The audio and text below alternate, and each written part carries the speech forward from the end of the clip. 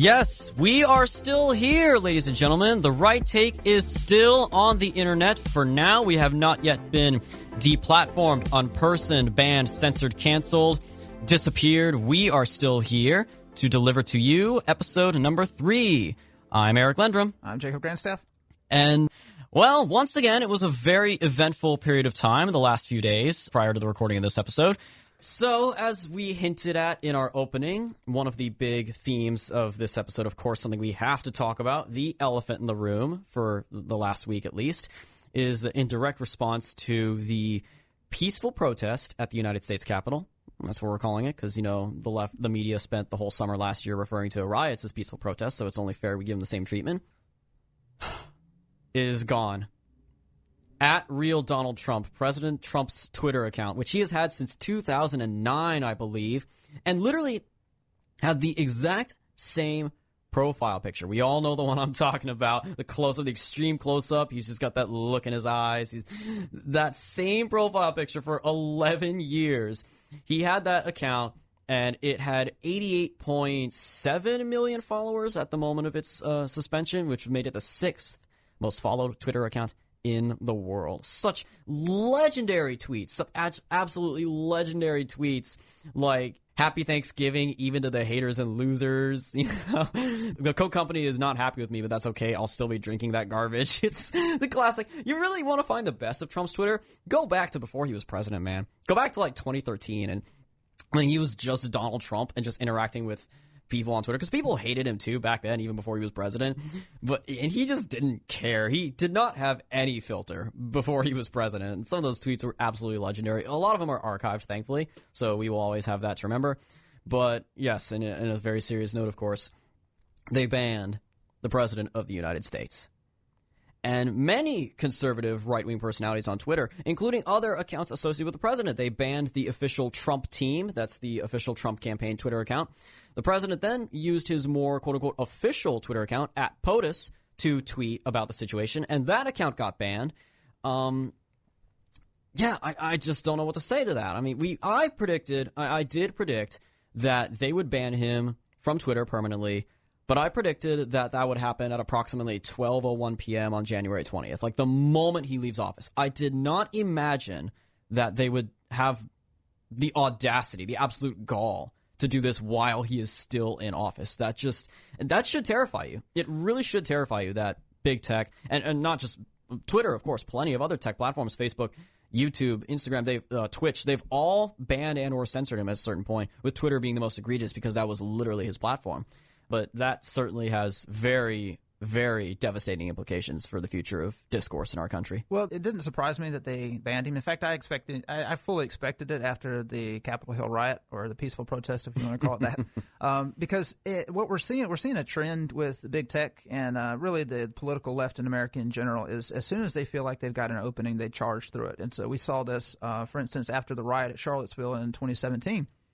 As soon as that happened, then all of a sudden you have big tech companies, you have the Democratic Party. They're wanting to start pushing policies that they're emboldened to push policies, because at the moment Americans are outraged at right wingers. So they feel like they have an opening they're going to try to shoot the gap as fast as they can.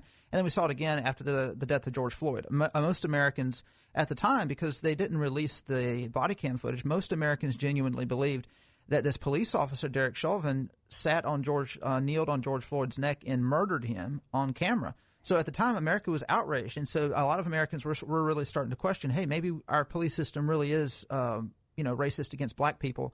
And this gave the Democratic Party an opening to say, yeah, this is what we've been saying all along. This gave left-wing activists an opening, and so they started pushing for all kind of stuff that had nothing to do with policing, like, renaming military bases who were named after Confederate generals, something that had absolutely nothing to do with Derek Chauvin and George Floyd, nothing to do with policing in America. So I fully expected Twitter to, Twitter was going to ban President Trump after he left office. That was guaranteed. There was no question they were going to let him keep his account and criticize Joe Biden while he was president. But after this, at this point, I think Twitter expected there to be enough momentum to push Trump out of office before January 20th. But that's why they did it. They were fully expecting him to be impeached and removed from office, or to resign or something like that. So this did not surprise me. Yeah. And like you said, that's a very good point you made, that the left can never help themselves. You give them an inch and they demand 3,000 miles. We gave them the inch of legalizing gay marriage, and within a few years, they turned that into trans kids and drag queen story hours. And it's the same thing here. Like you said also with Black Lives Matter. They have banned him from Twitter, and they are now using that as an excuse to – you've seen the multiple trending hashtags. Among them were hashtag no fly list, advocating for Trump supporters to not be allowed on airlines, hashtag remove them all, literally advocating for just all Trump supporters to be banned from Twitter completely, just turn into a left-wing echo chamber. And they went after Parler. So Parler is one of the big Twitter – it was the Twitter alternative, right? Or technically the second Twitter alternative. The first was Gab, and Gab – we're on Gab as well at The Right Take. And that one is actually, I think it's a better website. It's better designed. It looks and feels very much like a Twitter and Facebook combo. There's an edit button on posts, so definitely superior to Twitter in that sense. But it's just better usability. Parler had its issues, but it was really being promoted by the Trump campaign and the MAGA crowd, and so a lot of people like Dan Bongino is one of the co-owners of it, and it was doing well. But then they, sure enough, Apple and Google deleted the app from their app stores. I expected that to happen. I literally downloaded the Parler app. Even though I do not have a personal Parler account, I downloaded the app knowing they were going to delete it eventually. I did that several months ago. So the app is gone. And then they went nuclear. And Amazon declared, all right, by the way, you are operating on our servers. So we're going to shut off your servers on January 11th, at midnight, January 11th. So just not even 24 hours ago. And previously, they completely deleting them from their servers, from the web hosters, from the provider that allows them to stay online. They previously have reserved this tactic only for legitimate neo-Nazi sites like the Daily Stormer. They were removed from from Google servers and whatnot. But they went ahead and did this to I guess if you want to call it a mainstream alternative social media site. So Parler is down right now. It is down. The CEO, John Mates, has said they have no immediate timetable for when they will be back on. But at the end of the day, you look at this, they've completely removed their ability to operate, certainly their ability to make money. And going back to what you said about taking it too far, I think at this point, they're not stupid. Dorsey and a lot of them, they're not dumb. They know what they're doing, and they know there is going to be backlash. There's undoubtedly, there's a reason Parler was the number one app. There's a reason Parler and Gab saw 400, 700% increases in traffic in the 24 hours after Trump was banned. They know there's going to be backlash. But at the end of the day, they are torn between, okay, do we do this and face the backlash, the inevitable backlash from driving our opposition underground and silencing them? Or do we not go that far? We let them have their platform for organizing and whatnot and risk them coming back and risk another Trump getting elected, whether it's Josh Hawley or whoever, and risk a more nationalist, populist, Trump-style Republican Party taking over and having power. Can you imagine for just a minute if President Trump, in those first 2 years, the Republican Party was actually in line with Trump and nationalist and populist? They actually voted for building the wall and repealing Section 230 and got all that done. And even if it was just his first 2 years, that would have irrevocably done so much damage to the Democrats' long-term plans for this country. And they know that. So I think between the two scenarios of possibly losing everything and losing that long-term battle with the rise of another Trump and a more nationalist Republican Party versus the immediate backlash now of censoring them so that movement, that kind of victory is less likely to happen, they'll go for the backlash and they'll think, oh, okay, we'll deal with the backlash when it comes, but for now we just gotta drive these people underground. Because at the end of the day, yeah, absolutely, banning Trump, banning Parler, that's not going to make the situation better. It's going to get a lot uglier before it gets better. But what's interesting is after the riot, Trump's approval rating actually rose. Trump's approval numbers rose after the riot. People did not abandon their approval of Trump. I mean, an example, and according to Rasmussen, his approval went from, I believe it was 46% to 48%. So, I mean, the idea that Trump is all his support's going to crater, that Trump supporters are going to flee Trump support in droves because of the riot. In order for that to happen, people would have to assign blame to President Trump for the riot. They miscalculated, too, with regards to his approval ratings. Like you said, his approval rating has actually gone up now, and you said it was, 48% now? What they were expecting, the play they were going for, they were hoping that his numbers would plummet to, George W. Bush, Richard Nixon, Herbert Hoover levels of 28%, 25%. Because then when you got a guy who has only support of about a quarter of the country, oh yeah, you can totally impeach that guy a second time. You can totally remove him with the 25th Amendment. You cannot just remove someone who is still supported by half the country. That has been the absolute one of the biggest mysteries about Trump to these people, is how have his approval ratings been so consistent. They have never gone too high. They've never peaked at more than like 52, 53 maybe, but they've never gone that low. The lowest they get is like low 40s, like 43 maybe, 42, because his floor is not very low and his ceiling is not very high. He has this consistent core of support, this strong base that is not going anywhere anytime soon, even after what happened on January 6th, because most people know the facts of the matter, that he didn't incite violence. They know the truth. They know the mainstream media is full of it. But they are still pushing forward anyway. I think at this point, not even trying to remove him or whatever, because the dropping his approval ratings didn't work. At this point, it's more because they are trying to prevent him from running again in 2024. They see those numbers and they know, yeah, this guy could run again. For sure, he'd win the nomination again in 2024.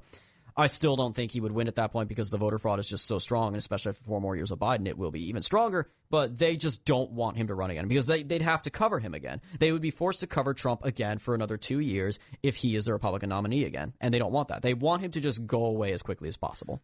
Yeah, I give them about 2 years, perhaps not coincidentally due to the midterms, but I give them 2 years at maximum of Biden and the Democrats in general just blaming everything on Trump. Remember, Obama spent the entirety of his first term in office just blaming Bush for everything that went wrong on his watch, the economy, the wars, everything. So guaranteed, Biden is going to copy his ideological predecessor and is going to just blame Trump and just blame, the virus vaccine rollout's going bad, I'm just going to blame Trump. There's still political unrest in America, I'm just going to blame Trump. He's just going to blame Trump nonstop, and it's going to work for a while. Because, again, the media will be all too happy to do that. The media would love for nothing more than to keep talking about Trump because that's what gets them their ratings. Joe Biden does not get ratings. Donald Trump does. So they're going to milk that Trump cow as long as they can because that is all they have to go on before even then their own claims and arguments start to crumble under scrutiny. But Jacob, the one group of people in the world who love to talk about Trump, despite supposedly hating him even more than the mainstream media? Who's that? Our buddies at the Lincoln Project. Of course, the Lincoln Project. So the Lincoln Project is a motley crew of cucks, former Republicans, who claim that they have some kind of moral high ground, that they want to put country over party, and they say, Trump is not representative of the Republican Party we knew, so we're going to leave the Republican Party and we're going to campaign against Trump. And it features such all-star individuals as George Conway. Some of you may know him as the husband of Kellyanne Conway, one of President Trump's longtime advisors. Rick Wilson is another one, a longtime Republican strategist who specializes in resembling a human thumb. You ever take a look at this guy, and if you ever look at a picture of this dude, his head literally just looks like a thumb, and I'm sure that probably irritates the hell out of him, having to look in a mirror every morning and seeing that, and seeing how he looks. And he's like 5 feet tall. He's really short. Some other wonderful members of this group, Steve Schmidt, another long-term Republican strategist, who most infamously was the man behind the selection of Sarah Palin as John McCain's running mate in 2008. He lobbied very hard for her to be picked, and almost immediately after she was picked, he suddenly regretted it and was like, I renounced this. She's a radical. She's a nut job. She's a terrible choice. And since then has spent years just denouncing Sarah Palin. We all know was a pretty bad choice. Not like he was ever going to win. He was not going to win that election regardless. Yeah, Obama was winning no matter what. But we're not here to talk about the human thumb or the failure of a husband that is George Conway or the professional backstabber that is Steve Schmidt. We are here to talk about a particular member of the Lincoln Project, a chap by the name of John Weaver. So, Jacob, how much did you expect this to happen? That it turned out that one of the founding leading members of the Lincoln Project is a gay predator. Yeah, groomer. So this didn't surprise me at all. There's a prominent think tank in Washington D.C. who actually had a former president who did similar stuff. I'm not going to mention the name of the think tank, but the reality is this is the world you live in Washington D.C., especially in the so-called conservative circles. The Lincoln Project is made up of people who they're basically neoconservatives who wish we could go back to the Bush era of bombing the Middle East and spreading democracy through using the U.S. military. Most of these people have no use for social conservatism. At the time when social conservatism was strong in America and strong in the Republican Party, they would throw a bone to people who were pro-life. They would throw back whenever they were in favor with the GOP, they would throw a bone to people who supported traditional marriage. They would throw a bone to Christians. But people despise Christianity. They despise everything that Christianity stands for, and really just social conservatism in general, and their personal lives bear it out. And this is a personal example. I mean, why don't you explain to us what exactly this guy was caught doing? So we are reading from an article from the National Pulse, which is Raheem Kassam's website, titled, Lincoln Project Founder Accused of, quote, Grooming Young Men and Rape, end quote. The Lincoln Project had recently pledged to, quote, construct a database of Trump officials and staff, to create a blacklist, basically, for everybody who's ever been guilty of the crime of supporting President Trump. And in response to that, a conservative activist on Twitter tweeted, quote, maybe I should start talking about one of the founding members of the Lincoln Project offering jobs to young men in exchange for sex. His wife is probably interested. The member followed me on Twitter briefly, and a few young men started sending me screenshots and telling what happened to them. Grooming is really disgusting, and he was especially sloppy. What grown adults call young men, quote, my boy, end quote. I kept all the screenshots and receipts. I'm going to get the victim's permission before releasing them. It's only right. And after this, several people did come forward on Twitter, including a journalist named Scott Stedman, who tweeted, quote, one day he, John Weaver, DM'd me and said he had, quote, advice. He then proceeded to tell me how hot I looked and commented on my profile picture and my hair. He started calling me my boy. I found it deeply uncomfortable. Though we continued to DM every once in a while, the situation left me feeling quite uncomfortable. I brushed it off as one tends to do. And a handful of others, there are screenshots in this article, a handful of others who came forward. But This guy, he basically he would message young men. There was one, I think one guy was he was somewhere he was at some university in Texas, but he texted him about offering him an internship, and then he got into more personal details, and then he asked him, "Do you play? Are you physically fit? Do you play intramural sports?" And the guy was like, "Well, that's kind of a weird question for someone who's in politics to ask me." And he kind of dawned on him that this guy is a predator. But the thing is, I've heard this is actually kind of common in D.C. A lot of people who work in the political world, they will, even heterosexuals, they will groom young women, offering them a job. They'll promise them that they've got a job waiting on them, and they just need to just come over to their place and discuss a little more, hang out a little bit more. And it turns out there really is no job at the end of the tunnel. And this is what one of these fellows found out, that there was no, this is one of them that actually consensually gave in. He found out eventually that there was no job waiting at the end of this tunnel, that this was all for this creep's pleasure. So, but yeah, these are the kind of people who became. Now, the Lincoln Project these were basically a bunch of grifters who were upset that they found themselves out of power after Donald Trump won the Republican nomination, because these were McCain people, these were Bush people, these were basically the people who bided their time during the Clinton years to make sure they were in a position of power once Republicans ever took back the House, took back the Senate, and most importantly, took back the presidency. Well, with Donald Trump's election, they didn't have a chance because they have a foreign policy that is at complete direct odds with Donald Trump's foreign policy. And Donald Trump really galvanized the nationalist, conservative, middle America base. Most of these people, they have far more in common with left-wing West Coasters, left-wing East Coasters than they do people who are in the middle America. And so they saw Donald Trump as easy prey, and they decided to throw their lot in with Joe Biden. And they managed to rack up $68 million doing this grift because they had an enormous amount of overhead. This is what's interesting about the Lincoln Project, is they had a lot of the money that these gullible liberals gave to them, they used on overhead. So now they dug deep in their pockets and they made sure that they padded these people's wallets well. These people really made a lot of money off of Democrats.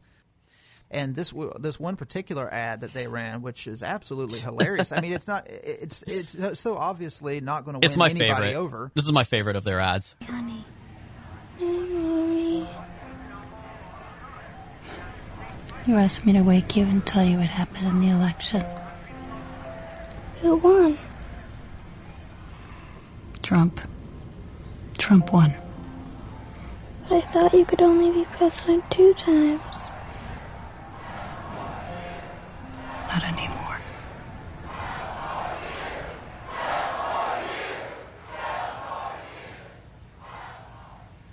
Are they chanting 12 more years in the background? I don't know. I mean, That's that's what like it sounds like. That's what I said. This is my favorite ad. Number one, this was released on October 26, 2020. It's operating on the assumption that he would win re-election. Yeah. So this showed where their minds were at that point. Number two, more than 2 terms of Trump? Yes, please. I will gladly take more than 2 terms of Trump. But yeah, I literally don't care. This plays into the dissident right who wants Trump to send in the military and take over Congress and become God Emperor Trump. Donaldus Augustus. Right, Exactly. You see these memes like God Emperor Trump. Trump, Yeah. let's just create a dictatorship like Trumpus Augustus or something. Rubicon Dawn. Exactly, and this is the thing. This thing I is love just it. hilarious to both sides, both fringes of the spectrum.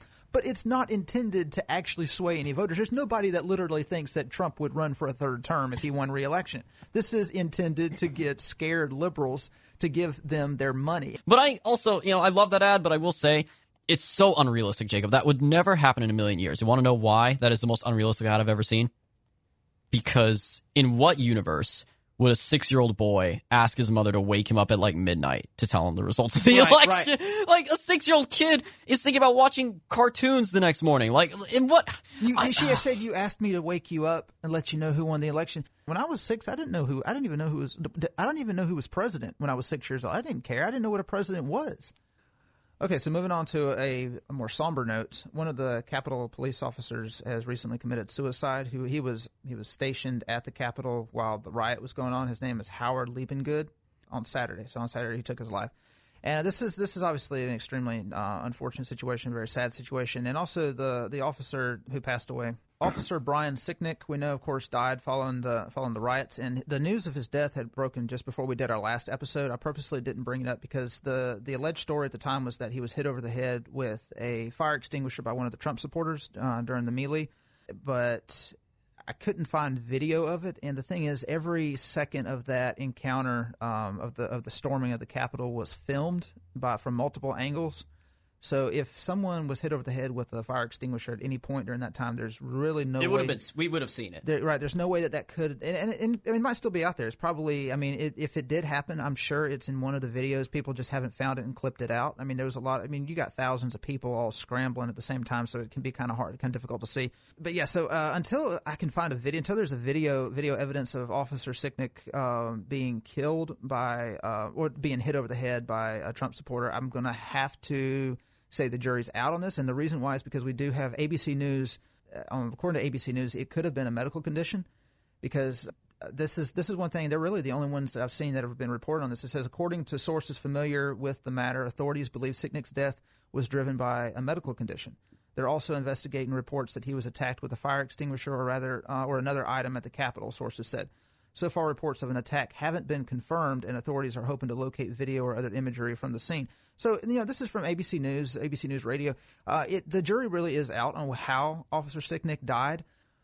But even then, the way they talk about this, the fatalities that surrounded what happened on Wednesday, the only one that was directly related to everything, the only murder that took place that day, as far as we know, was the Trump supporter, the Air Force veteran Ashley Babbitt, who Correct. was murdered by a Metro PD officer. The other 3 that we know of, they all died of medical conditions, the 3 other people in the crowd, like heart attacks, asthma attacks, something along those lines. And this is exactly, it's been said that this is comparable to when they just absolutely gaslit the entire world over what the president said over Charlottesville. Remember, Charlottesville happened. And at the same time, not only in regards to his response, but the body count. At Charlottesville, you remember, there was the one woman who died of a heart attack there at Charlottesville.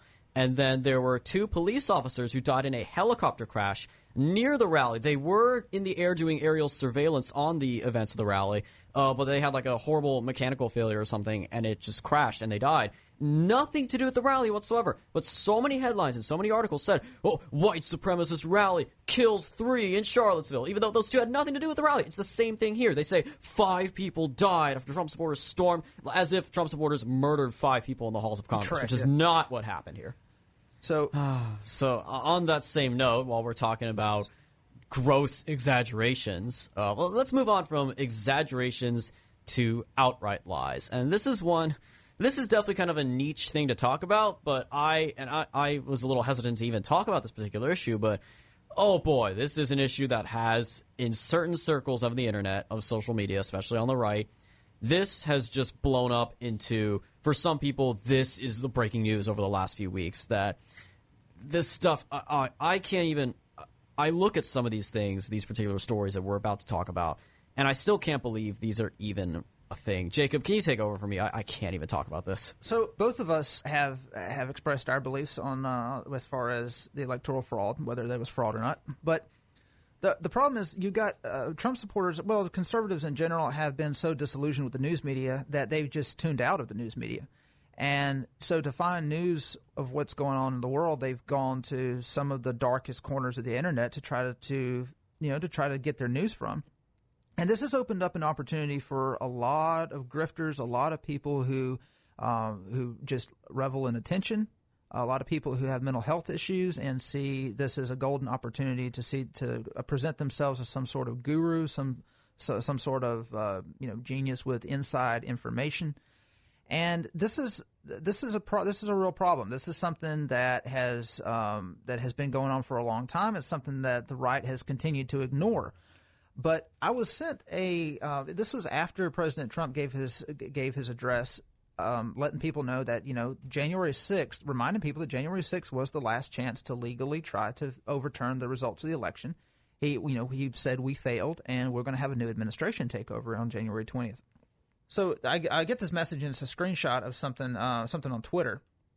It says, "Good morning, everyone. Here's some updated info." This is from January 7th, by the way, that I received this. It says, "Good morning, everyone. Here's some updated info for you in regards to where this all stands. 1. No, our president did not concede in his statement this morning. 2. The affidavit of the whistleblower that proves Italy and Obama were involved in the coup to overthrow our government via election fraud was delivered on Christmas Eve to the president. How do we know? Maria Maples and Tiffany Trump, who Sandy works with, sent it all to us on our WhatsApp group. They are now under protection along with Maria, whose voice is the one exposing it all on the recording going around. Here's the recording. It's some 50-minute recording. I eventually looked at it. It's a phone conversation, apparently, with these people who are discussing electoral fraud, and they're talking about bringing this electoral fraud over to the House and presenting it to Jim Jordan and other House members. It says the most explosive section is in the first 10 minutes or so that will be cut. So explosive. Obama and Renzi, former prime minister of Italy, orchestrated the theft of U.S. elections. Explosive. Obama and Renzi, former PM of Italy, orchestrated the theft of U.S. election from President Trump. Stephen Serafini coordinated with General Claudio Graziano, a board member of Leonardo. 3. These are all bullet points. So 3. President Trump won't get a second term because this was the last recorded term of a president who served in the America Corporation. He dismantled the Banking Act of 1871 from England. We are going back to a republic, and Trump will be the first president of the new republic with the Constitution fully intact, which includes a start date of the new president of March 4th. This was the original start date of a new president from 1776 until it was changed in 1933 under FDR. 4. Not only was it set up yesterday via Antifa and the traitors to disrupt the day to smear us and the president when our military was brought in, they got a hold of everyone's laptops and devices while they went through the building as the traitors scurried to the tunnels. Brilliant. Many of their devices showed that they were online in real time with Chinese operatives. As far as all of the people that caved in yesterday goes, we are watching traitors expose their true characters. This needed to happen. 5. The Georgia runoff was another military sting to catch them all in the act, hence Italy. Now that they signed and certified the electoral votes last night, the crime has now been committed. It's game on. We are now in the season of treason. Everyone who has signed off has committed treason. We now have moved from conspiracy to commit treason to treason. What makes a good movie? Good actors. Today begins the meat of the movie, and 7 to 10 days, Sidney Powell, comes out with her special prosecutor's report. 6. They suspended the Facebook and Twitter accounts of the President of the United States yesterday. This allows him to communicate through the emergency broadcast system, something he has set up and tested to all our cell phones October 2018. Now, I remember that. I'm sure you do too. 7. Once you see the larger picture, it makes sense. Don't get caught up in the emotions of what you're hearing and seeing in the media. Remember, they are pushing their narrative to keep people divided and in the dark. Think logically. This is now a military operation, and the next 14 days may be rough. Trump was in Abilene, Texas last night at the DoD Command Center watching this all unfold. Pray for our country. Pray for our military, and pray for President Trump and his family. God bless and enjoy your day. And you got an emoji of praying hands and the American flag. And I get this, and I'm thinking, where does the 5G come into it? I mean, oh my God, what even was that? The thing is, the person I received this from, they're not a conspiracy theorist. They don't know anything about QAnon. They don't know anything about these wacky conspiracy theories. This is just something that they were sent, that someone had messaged them, It apparently had been passing through the grapevine, and they just sent it my way asking me what I thought about it. And I messaged back, and I told them it looks like somebody's trying to get Trump supporters killed. Because if Trump supporters believe this stuff, and apparently there are literally hundreds of thousands, if not millions, of Trump supporters who actually believe all this crap. If they believe this stuff and they literally believe that Trump is about to initiate a military coup and he's going to send out information to all of our cell phones, and so that him being kicked off Facebook and Twitter, it doesn't matter because he's fixing to send out information to all of our cell phones. He's going to let us know what the next moves are that we should make.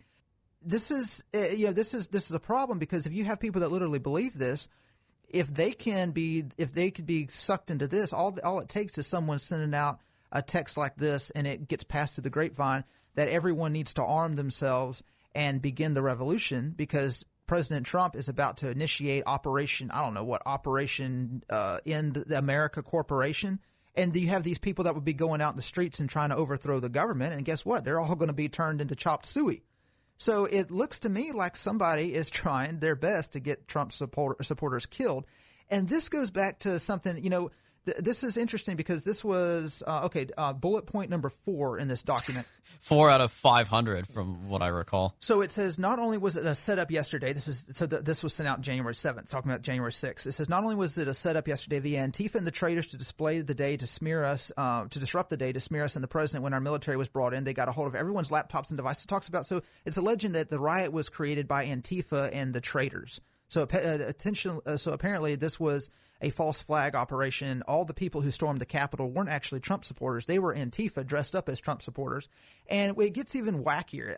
It says, so everyone's laptops and devices. So you probably heard Nancy Pelosi's laptop was stolen when they went into her office. They stole her laptop. Yeah. So the theory that special forces took advantage of the chaos to steal her laptop. Right. So it says so they got a hold of everyone's laptops and devices while they went through the building as the traitors scurried to the tunnels. So apparently, so the traitors apparently refers to the congressmen and women. They scurried to the tunnels, and then brilliant exclamation point. Many of their devices show they were online in real time with Chinese operatives. So these people who believe this crap, they believe that the congressmen and women were online in real time with these quote unquote Chinese operatives. As far as the people that caved in yesterday goes, I don't know. I guess they're talking about Republicans who decided to certify the election results for Biden. As far as the people who caved in yesterday goes, we are watching traitors expose their true characters. This needed to happen. And so, the theory that the people who initiated the riot, that they were Antifa operatives, yes, there has been one particular young black guy from Sandy, Utah, who was in the Capitol. John Sullivan. Yeah, John Sullivan. He was dressed up as a Trump supporter. But, that's one guy. The thing is that there is no hardcore evidence that there were a few Trump supporters that said they think that some of the people that were standing next to them were Antifa. There's the video of the one guy busting out a window, and the Trump supporters are all chanting Antifa, Antifa, and then a Trump supporter comes and tackles the guy and stops him from busting the window. But for all we know, maybe the guy was Antifa. I don't know. He could have just been an angry Trump supporter, and he happened to get tackled by another Trump supporter. There's no – if there were – I'm sure there were a few disruptors who were dressed up in MAGA hats, but they were vastly outnumbered by actual Trump supporters who ran into the building. So but all of this, I think we got to try to bring this back down to earth for a little bit, because honestly, this is a deep dive into one of the few things about the Trump era that is admittedly problematic. It's not through any fault of his own, but over the last 4 years or 5, give or take, with his candidacy, the rise of this QAnon Alex Jones nonsense that everything is a conspiracy. I'll have to stop you there. Alex Jones actually he disavows QAnon. I know he hates QAnon, probably because QAnon is stealing his thunder at this point. but yeah, there's so many reasons for why this is a thing that people go out of the way to believe this. For me, the primary reason being that the reason they're willing to believe for a second that any of this Tom Clancy nonsense is real is because things have happened over the course of the last 4 years that previously was unfathomable, like the entirety of the Russia collusion nonsense, that they went all in for 2-3 years on this BS conspiracy theory that Trump colluded with Russia. They went and treated that like it was fact. So at this point, they're thinking, okay, well, these crazy things actually happened. What other crazy things are there that have happened that simply aren't being reported? And there's been so many theories ever since the election. Like there's this crazy retired Air Force general, Thomas McInerney or something is his name.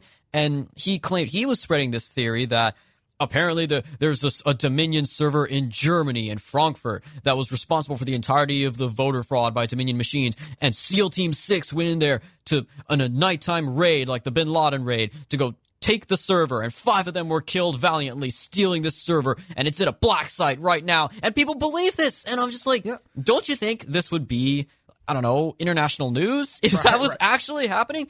So one of the things that, just so people know what they're talking about when they say Obama, they're claiming Obama and Italy stole the election. So I watched the video. I wouldn't recommend it if you don't. If you value keeping your brain cells, you will lose brain cells watching this video. Yeah, because these are grown men and women talking about this stuff like it's. These are people who genuinely, I mean, I think many of them actually do have access to Republicans in Congress, from the way it sounds, but they do actually believe this stuff. So allegedly, here's the story.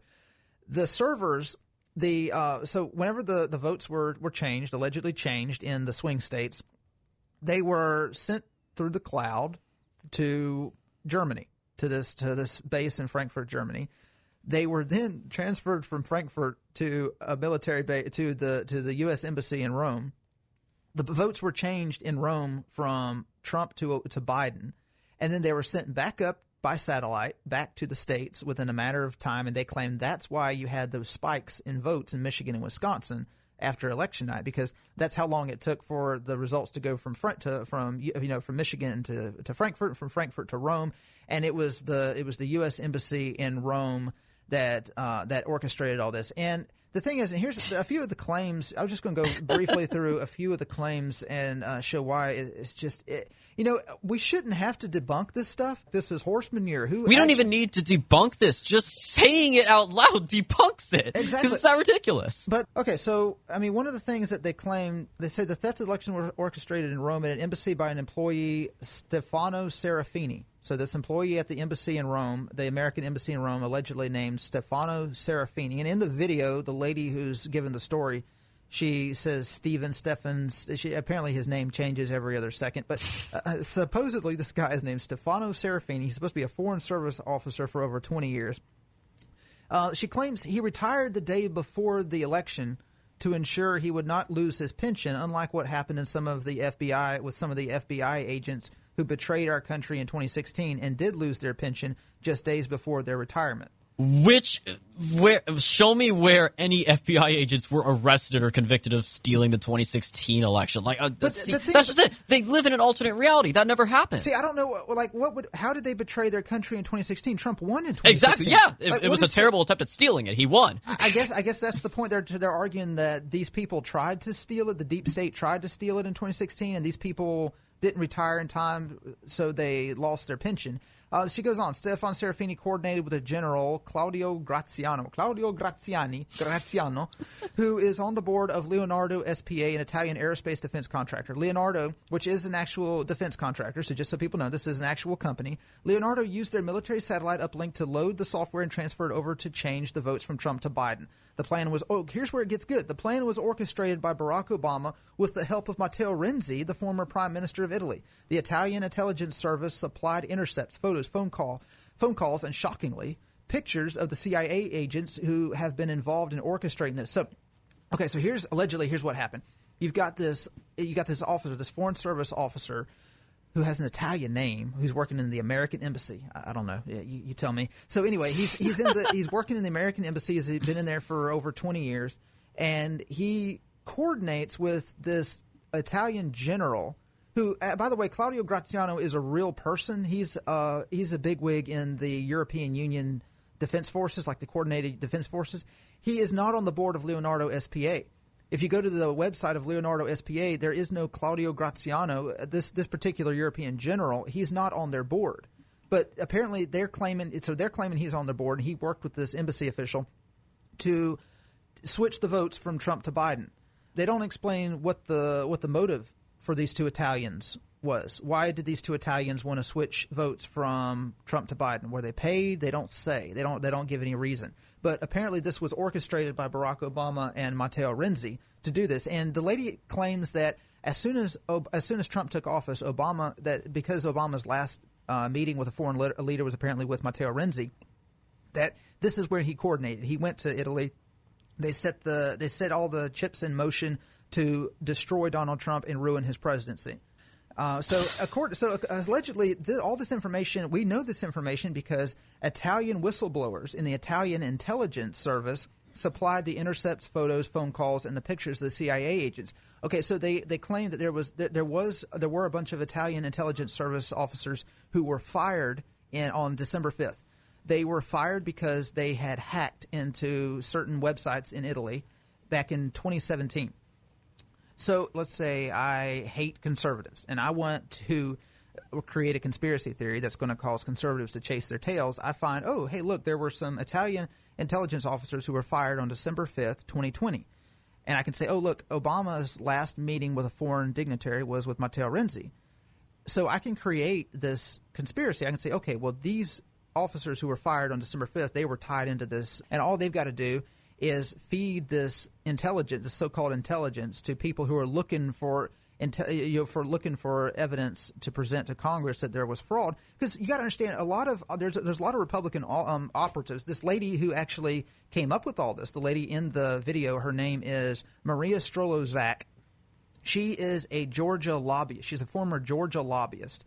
She and other people apparently have been making private flights back and forth to Europe, talking with Europeans to try to gain intel and gain proof that there was election fraud and that this stuff was stolen in Europe. So if I'm let's say I'm an Antifa operative, maybe I don't know, maybe I work in the FBI, I work in the Department of Justice, I work in the CIA, and I just want to mess with Trump supporters, it wouldn't be very hard for me to feed information and say, hey, look, I work for the federal government. This is actually what happened. Or, hey, I'm on a base in Germany. I just want to let you know I discovered this. I just want to let you know, this is what happened. Oh, don't tell anyone because your life could be in danger, if you let anyone know.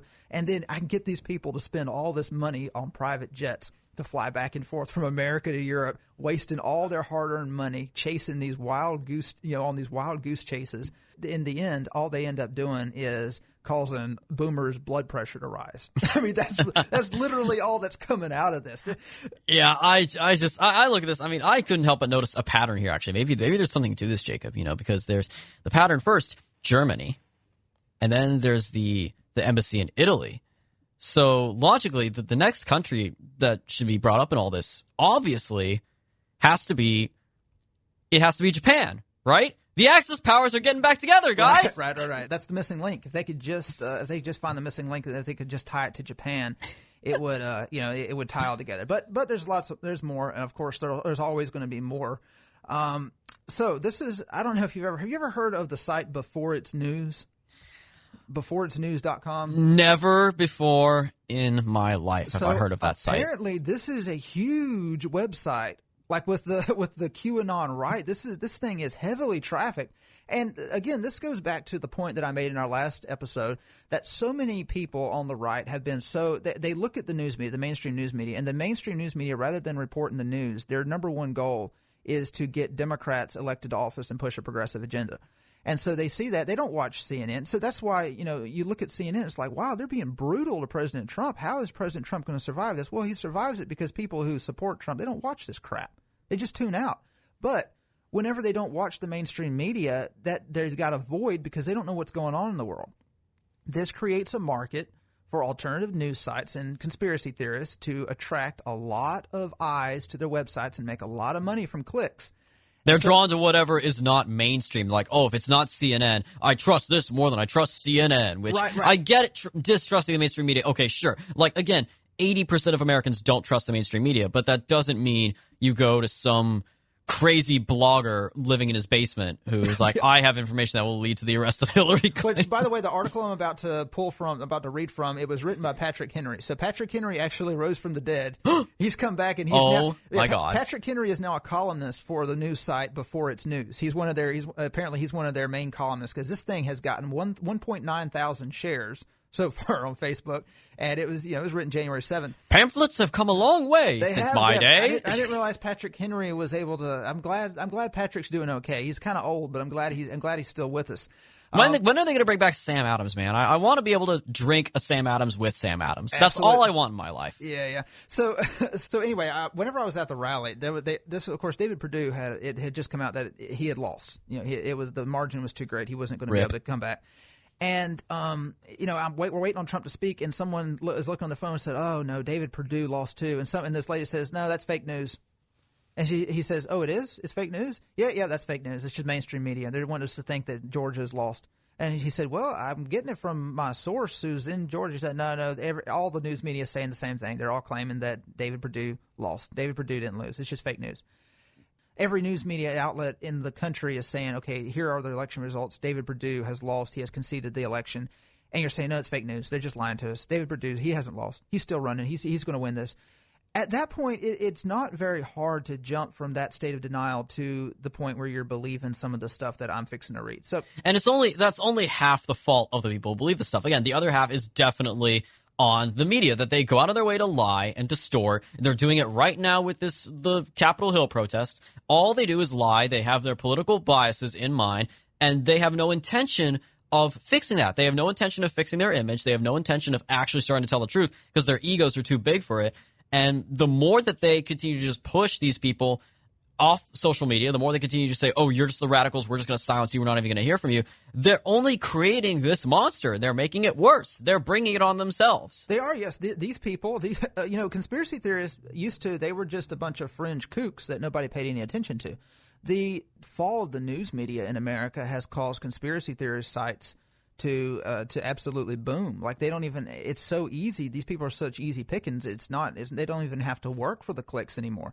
So on this site, before it's news, this article by Patrick Henry, "The Reclaimed the United States of America, circa 1776, and the American People versus Black Nobility Created / Orchestrated Crown Vatican United States Corporation via Successors, Crown / Vatican Constitutionally Banned Foreign Agents / Corporations / Attorneys and Instruments of the Global NWO." Sorry, I fell asleep during you reading that title. And it goes on and on and on. And so one of the things I want to point out, though, it just comes on. Here's one of the things they go with. Patrick Henry claims the frosting on the cake was last night when the congresspersons ran out of the House. 15 left their laptops on the table. Trump supporters picked them up and gave them to the correct authorities. Trump's people. Among those left behind was Nancy Pelosi's. Trump will start releasing the D-class. You will be shocked in horror just looking at the videos, copies of bank statements, emails in the depths of the evil, every party, every department, every administration for decades. The reason we had to go through all this drama was for people to become aware, angry, and ready to look at the evidence and demand justice. It will take months just to get all the big stories sorted out. You will be glad Trump just moved the 2 huge prison barges to Gitmo. This adds another 12,000 inmates to the already greatly expanded prison. The arrest will include small-town mayors to former presidents and first ladies, including Michelle Obama. And this brings us to this. There's this pastor in Texas. Why don't you play that clip for us? Oh boy, here we go, guys. Buckle up, get ready. This guy has the intel. Hey everybody, I'm gonna let some people hop on here real quick. I don't have as massive a following as a lot of these people do that are out there on social media, but I am going to put this out there because I have got a lot of contacts the Lord has helped me build over the last few years. And those contacts are people who have given me intelligence and given me information that has to do with our nation and its future, so that I could use it for Bible prophecy teaching. So I want to share with you some things right now that I have been given the permission to share. I've known it for a couple of days, but I'm just now getting the permission to share it. So I want you to share this as much as you can. Share this video and let people be able to see what's going on. Okay, so in the years that I've been teaching about Bible prophecy and Bible prophecy being fulfilled, those of you that have been in our meetings know that I have shared details, and those details were government regulated information that was given to me from different sources. And I can go all the way back to telling you that when Obama was trying to do away with 501c3s, that we had an attorney on the inside that was connected, and I'll just leave it like that, that was sharing with us that he was meeting with them and telling them to cut every church, every 501c3. Back from that time, I've even got people who have had military contractors that have shared things with me through the years. And so I'm going to share a couple of things that have been shared with me. This is so that some of you can watch and listen, but this is the easiest way to get it out. My phone has rung off the hook. I'm telling you, it's just rung, and I've been messaged, and I've gotten messages and text. Where are we at? Brother Wade, can you help us? Pastor Wade, please let us know what's going on. Okay, you need to listen to what I'm about to tell you. You need to listen very good. So, again, share this with your friends. Share this with your family.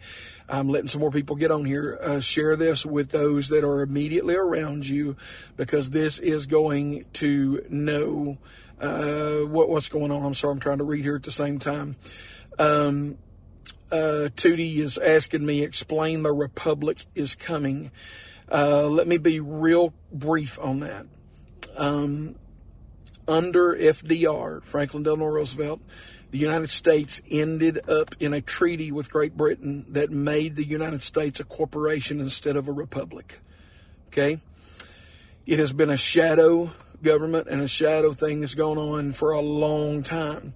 President Trump has vowed to make sure that it does not stay in place. And all the people that are coming against him are people that have something to lose in this shadow government. Position, authority, finance, income, pension, all of that kind of stuff. Money talks. And so the president signed on July the 4th of this year, July the 4th, he signed a brand new document. And that document was one that took us back into the republic out of the corporation. Okay?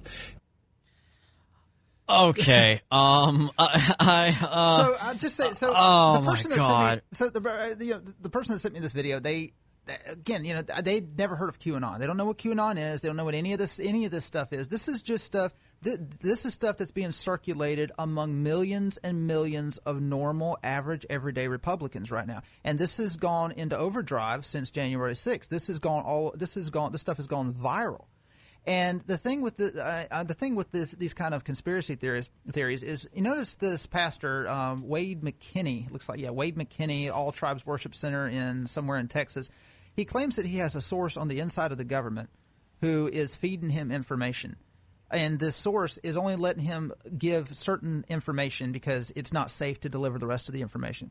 So if let's say I'm a resistance Democrat in the government, and I find that there's this pastor who likes to make Facebook videos that are very conspiratorial, very end times oriented, and some guy in Texas, I'm going to message him and say, hey, I work for the Department of Justice. I work for the FBI. I want to let you know that we've got I can feed you some intel. But I need you to be very, very careful when you release this intel, because it can be very important. Lives are at stake. And so I don't doubt that someone is feeding him this information. But the thing about it is people are actually there are people who believe that we're about to enter martial law. In fact, the person that sent me the video, they had been encouraged to stock up on water, to stock up on canned goods, to make sure they had enough cash on hand to survive the next 30 days, because it was going to probably last about 30 days that Trump would declare martial law.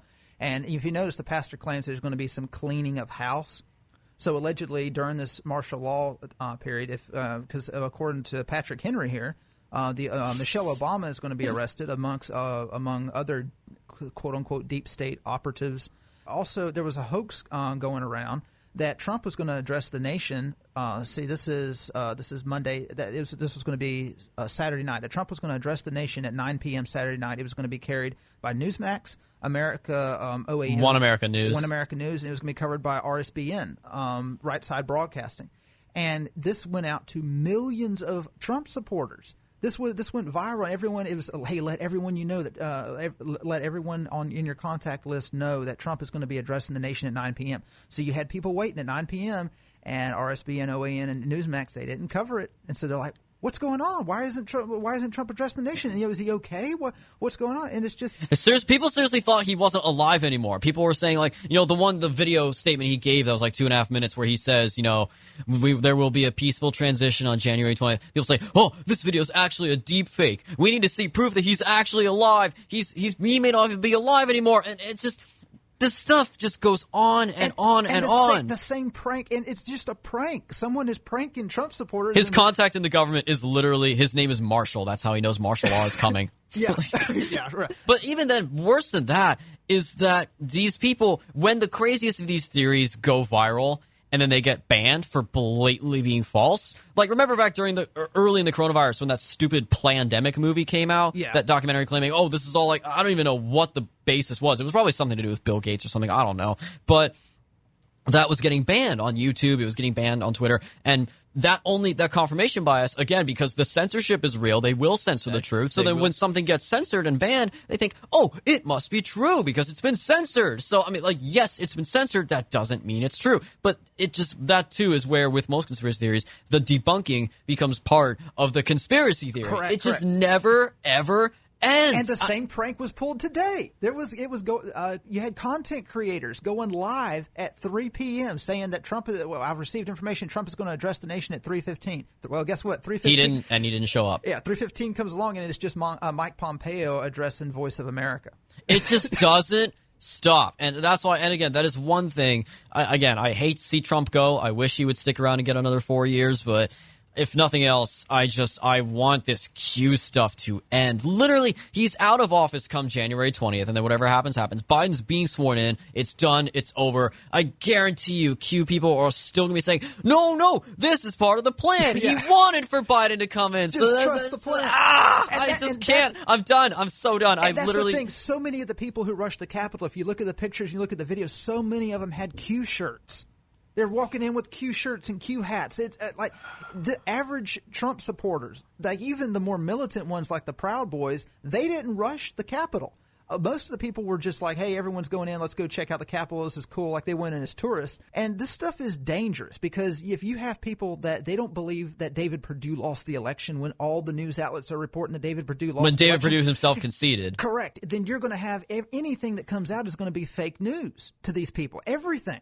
And it will be partially deserved because the mainstream media does lie and distort a lot. But it's creating this demon. It's allowing this conspiracy theory nonsense to fester in the darkest corners of the internet because they have been pushed there. If CNN and ABC did not constantly just habitually lie, this wouldn't be happening. I literally, like I said, I can't even listen to this anymore. I feel like I've drank a whole bottle of wine by myself. I have such a headache just listening to this crap. So I think on that note, I'm going to end this episode. That is all the time that we have left for this week. This has certainly been a fun episode, but tune in next week and we'll see you next time, guys.